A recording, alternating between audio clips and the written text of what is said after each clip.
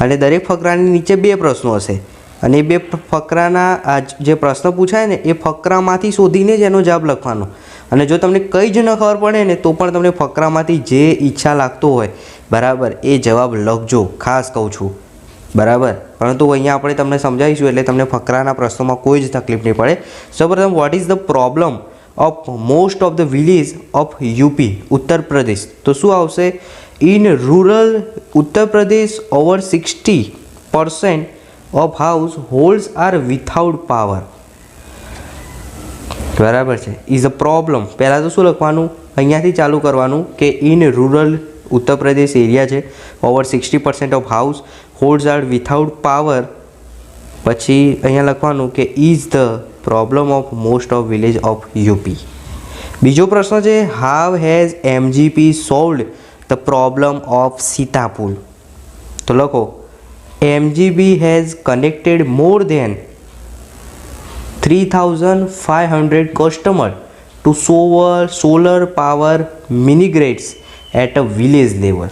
Simple છે. તો અહીંયાથી એમજીપીથી ચાલુ કરવાનું, અહીંયાથી લઈને અહીંયા. કંઈ જ ના ખબર પડતી તો પ્રશ્નમાં જે શબ્દ મેચ થતો હોય, દાખલા તરીકે અહીંયા જો યુપી, તો આખા ફકરામાં યુપી ક્યાં છે? તો અહીંયાથી. તો એના પરથી ખબર પડી જાય કે અહીંયા સુધી વાક્ય આવે બરાબર. ત્યારબાદ અહીંયા એમજીપી, તો એમજીપી આવી રહ્યું તો એના પરથી ખબર પડી જાય અહીંયા સુધી વાક્ય લખવાનું છે. ખબર પડી ગઈ? એટલે કોઈ પણ ફકરાનો પ્રશ્ન પૂછાશે હવે તમને 100% આવડશે. એવી રીતે આ ત્રીજું, ચોથું, પાંચમું, છઠ્ઠું બધાના તમને આરામથી આવડી જશે બરાબર. કોઈ જ પ્રોબ્લેમ નહીં પડે, આવડી જશે તમને બરાબર. માટે હું તમને અહીંયા સોલ્વ નથી કરાવતો, આ તમને 100% આવડશે. આ એક છે 7મા નંબરનું કમ્પ્લીટ ધ સેન્ટેન્સ, એવું તમને કરાવી દઉં છું. કારણ કે આખું પેપર જે છે એ બહુ લાંબો વિડીયો થશે. જે મહત્ત્વનું છે એવું બધું સમજાવીશ, કારણ કે ફકરાનું મેં તમને કીધું એ રીતે હવે તમારે કરવાનું છે. ચલો.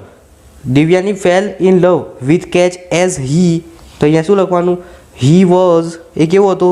Young, handsome and very intelligent બરાબર. એ તમારો જવાબ આવશે બરાબર. તો અહીંયા શું લખવાનું? હી વોઝ યંગ, જો આવી રહ્યું, he was young, handsome, very intelligent. બસ આટલું લખવાનું. ત્યારબાદ 8મો પણ આવડી જાય છે, 9મો 10મો એકદમ ઇઝી છે બરાબર. ચલો હવે વિદ્યાર્થી મિત્રો આગળ 11મો પ્રશ્ન છે. ખાસ આ જે છે ને શોર્ટ નોટનો આ પ્રશ્ન છે એ તમારી જે ટેક્સ્ટ બુક છે એની અંદર જેટલી પણ શોર્ટ નોટ છે એ ખાસ તૈયારી કરી દેજો, એકવાર વાંચી લેજો. અને તમને અહીંયા આ રીતે જુઓ પ્રશ્ન આ રીતે આપેલો છે, આના ફોર્મામાં તમે શોર્ટ નોટ તૈયાર કરશો એટલે આ રીતે જે ક્વેશ્ચન આપે છે એના આન્સર આપશો એટલે 3માંથી 3 માર્ક્સ પૂરેપૂરા તમને મળી જશે. 2માંથી કોઈ પણ એક શોર્ટ નોટ લખવાની રહેશે અથવામાં પૂછાશે. મધર અ વન્ડરફુલ ક્રિએશન અને આ જે રાજમિંગ ધ 17 હ્યુમન રોબોટવાળું છે આ બંને શોર્ટ નોટ તૈયાર કરજો. અને એમાં મધર વન્ડરફુલ ક્રિએશન આ પૂછાવાના ચાન્સીસ છે આ વખતે બોર્ડની પરીક્ષામાં 100%. મધર વન્ડરફુલ ક્રિએશન ખાસ કરજો. ત્યારબાદ વિદ્યાર્થી મિત્રો ખરા ખોટા ખાસ જોઈ લેજો બરાબર. તમને અહીંયા કરાવી દઉં. પહેલું વિધાન છે the black powder was invent in India. Yes, સાચું છે. ત્યારબાદ the weaver bird is consider a scavenger. તો વિધાન કેવું છે? સાચું છે. 13મું છે the railway station was build by the strong desire the village of Tajnagar. Tajnagar ના આવે. વિધાન કેવું છે? ખોટું છે. If you see and learn something it will in your memory for long period. વિધાન કેવું છે? સાચું છે. ક્લિયર? તો પહેલાં 2 સાચા, ત્રીજું ખોટું, ચોથું સાચું. હવે સેક્શન બી પેરેગ્રાફ આપ્યો છે એના પરથી ક્વેશ્ચન આન્સર આપવાના છે બરાબર. પરંતુ આમાં પોએમ જેવું છે એટલે થોડું તમને તકલીફ પડશે પહેલાં કરતાં, પણ નહીં તકલીફ પડે. હમણાં મેં કીધું એ રીતે કામ કરવાનું છે. What is stranger about the airplane. તો શું લખવાનું છે 16મા નંબરમાં? વોકિંગ ઓન ધ રોડ લખવાનું છે. જવાબ શું આવશે? Walking on the road. મેં તમને હમણાં પણ કીધું તમારે શું જોવાનું? વાક્યમાં એક શબ્દ પકડવાનો. તો અહીંયા આપણે એરપ્લેન પકડીએ. હવે આ જે ફકરો છે એમાં એરપ્લેન ક્યાં છે શોધી કાઢો. તો જો એરપ્લેન, તો એના પરથી ખબર પડી જાય. શું લખવાનું? Walking on the road. બસ આટલો તમારો જવાબ. અને અહીંયાથી આખું વાક્ય બનાવી દેવાનું. ત્યારબાદ જુઓ ખાલી જગ્યા 17માં the cow is shown bold here as C dash give reason. Reason આપો. તો લખો is having a conversation with liar. શું આવશે? એ લાયન જોડે જે છે કન્વર્ઝન વાતો કરતી હતી. તો કે તો અહીંયા તમે જોઈ શકો છો the lion having a conversation with the cow. તો તમારે શું લખવાનું? અહીંયા કાઉ છે માટે કાઉ માટે આપણે સી વાપરી શકીએ કે ધે વાપરી શકીએ. કોઈ પણ શબ્દ તમે અહીં લઈ શકો છો. અહીંયા આપણે શું લખીશું? ઇઝ લખીશું. ઓકે, કાઉ છે માટે. તો લખો સી પછી લખો ઇઝ, સી લખેલું છે એટલે સી લખવાની જરૂર નથી, સી પછી is having a conversation with કોની જોડે, તો લાયન, કારણ કે કાઉ તો અહીંયા છે, વિથ ધ કાઉ ના લખાય, વિથ લાયન આવશે. ઓકે, તો એ તો થોડું તો તમને આવડવું જોઈએ, એકદમ ઇઝી જ છે. પછી ડિસ્ક્રાઇબ ધ સન, એ પણ તમને આવડી જશે. શું લખવાનું, a one eye son is on the black tree. Clear?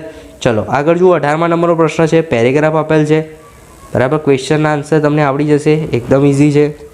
વિદ્યાર્થી મિત્રો, એક પણ ક્વેશ્ચનનો આન્સર જે છે ના આવડે એવું બને નહીં, બધા ઇઝી છે, ફકરા ઉપરથી શોધવાનું છે. હવે આના 5 માર્ક્સ આપણે લેવાના છે દરેક વિદ્યાર્થીએ પરીક્ષામાં.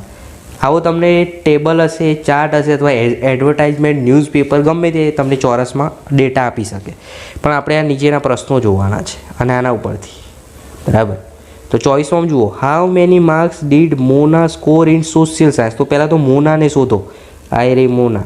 હવે સોશિયલ સાયન્સ માટે ડાર્ક બ્લેક કલર છે, તો આ ડાર્ક બ્લેક કલર, તો આ તમે જુઓ સીધી લાઈન કરો તો કેટલાય અટકે છે, 80. એટલે મોનાના માર્ક્સ કેટલા છે, 80. તો પહેલાંમાં શું જવાબ આવે, 80. એટલે ખાલી 80 નહીં લખવાનું, આખું લખવાનું, 80, 18 marks did Mona score in social science. અથવા તો આ રીતે પણ લખી શકાય, Mona score in social science is 18 marks. બરાબર, ખાલી 80 માર્ક્સ લખો તો પણ ચાલશે. 25મું છે, which subject seems somewhat difficult to the student. એટલે કે એવો કયો સબ્જેક્ટ છે જે વિદ્યાર્થી માટે અઘરો છે. એટલે હવે સૌથી ઓછા માર્ક્સ આવ્યા હોય એવો સબ્જેક્ટ જુઓ તમે, તો તમને ખ્યાલ આવશે. ઓકે, તો તમે સ્ક્રીન ઉપર જોઈ શકો છો. તો આની અંદર શું જવાબ આવશે, ઇંગ્લિશ. બરાબર, ડાર્ક કલર તમે જોઈ શકો છો, જે થોડું ડિફિકલ્ટ પડે વિદ્યાર્થીઓને, ડિફિકલ્ટ જે છે એ કયો સબ્જેક્ટ છે, ઇંગ્લિશ. તો અહીંયા તમારે જવાબ શું લખવાનો છે, ઇંગ્લિશ. તમે જોઈ શકો છો એકદમ પેલું ગ્રે કલર કરતાં પણ એકદમ લાઇટ કલર જુઓ, આમાં ઇંગ્લિશમાં આટલા જ માર્ક્સ છે. બરાબર, આના રુસિલના થોડા વધારે છે, પણ એટલા બધા પણ વધારે નથી, સમજો છો. એટલે ટફેસ્ટ સબ્જેક્ટ છે તો કયો છે, ઇંગ્લિશ. તો અહીં જવાબ શું આવશે, ઇંગ્લિશ. ચલો, ત્યારબાદ છે the lowest marks in Gujarati is scored by. એટલે ગુજરાતીમાં સૌથી ઓછા માર્ક્સ કોને આવ્યા છે, તો તમે અહીં જોઈ શકો છો ગુજરાતી માટે આવો કલર છે પહેલા નંબરનું, તો ગુજરાતીમાં આને તો વધારે છે, આનું થોડું લોસ છે. બરાબર, તો કોણ આવશે, દીર્ઘા. તમારો જવાબ શું આવશે, Dirgha is lowest marks in Gujarati is scored by. કેટલો કર્યો છે સ્કોર, તો 16, 60. ઓકે, ક્લિયર થાય છે હું શું કહેવા માગું છું. ઓકે, તો સ્કોર બાય કોણ આવશે જવાબ, દીર્ઘા. ત્યારબાદ 27મો છે, who is the cleverest among the student. Clever કોણ છે, બધા વિદ્યાર્થીઓની અંદર સૌથી સારું પ્રદર્શન કર્યું, ક્લેવર, હોશિયાર, તો કોણ છે, રુસિલ. આન્સર રુસિલ. ત્યારબાદ 28મો છે, how many subject are indicated in the graph. ગ્રાફની અંદર કેટલા વિષય છે, તો જુઓ 1, 2, 3, ગુજરાતી, સોશિયલ સાયન્સ ને ઇંગ્લિશ.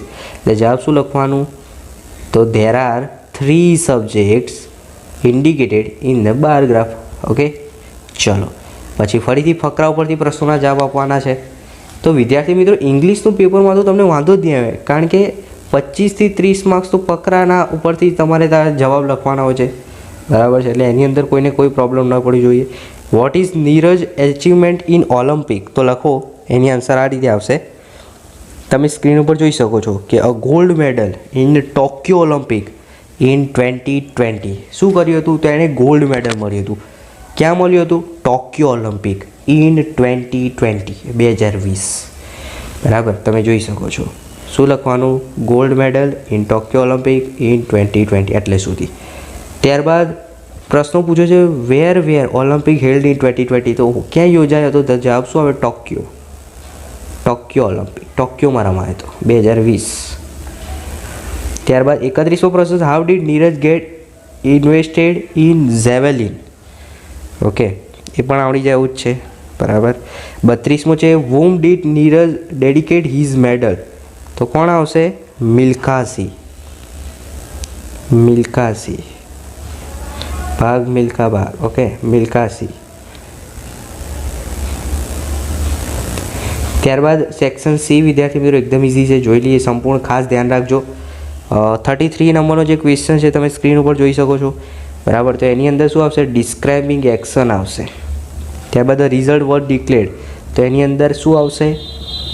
તો ડિસ્ક્રાઇબિંગ પર્સન. જુઓ આ જે પહેલું છે માય કઝિન સિંગ વેલ, બરાબર, એની અંદર ડિસ્ક્રાઇબિંગ પર્સન આવે, સી આવે, અને આ લાસ્ટ વીકવાળું છે ને એ ડિસ્ક્રાઇબિંગ એક્શન આવે, અને હર વી હેવ ગોટ ઇટ 35, તો એની અંદર આવશે એક્સપ્રેસિંગ, ઓકે, એ આવશે. એટલે આ રીતે આન્સર બનશે. પહેલામાં સી, બીજામાં ડી, ત્રીજામાં એ. ચલો 36મું.